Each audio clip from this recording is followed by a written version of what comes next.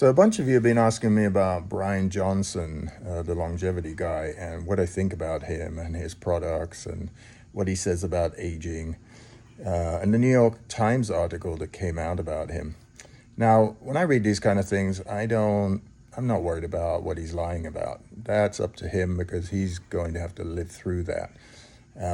What I am concerned with is, are his products good for you? And by the way, the things he says about his age and his biological age and his all the rest of it, he's 11 years, maybe 12 years younger than I am. I'm going to be hitting my 60s soon. He's going to be hitting his 50s in, I think, 3 years. I know plenty of people, me and a whole bunch of other people at that time, we looked way younger than him at this point, and our bodies were probably way younger. We weren't taking all these supplements and doing all this science project that he's putting himself through.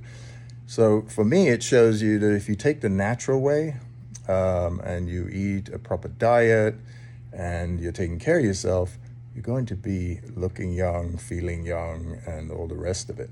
Now, is his protocol and his supplements and his olive oil and his blueprint and all of that, he's getting into selling you NFTs and jewelry and a whole bunch of other things which have nothing to do with longevity. But is his products good for you? First question you should ask yourself is, do I need it?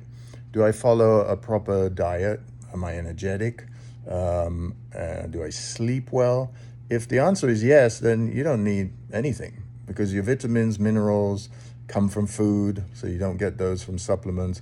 If once in a while you're feeling tired or you're not sleeping well, you might need a little help. You definitely don't need 100 supplements. That's the problem with all of these things, AG1 and all these products.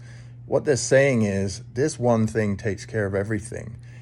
And through my experience of longevity and being an Ayurvedic practitioner this last sort of 22 years, plus I was into sports medicine before that, you don't get everything from one or two things. You don't just take turmeric and inflammation goes away. It's a process depending on how much inflammation you have.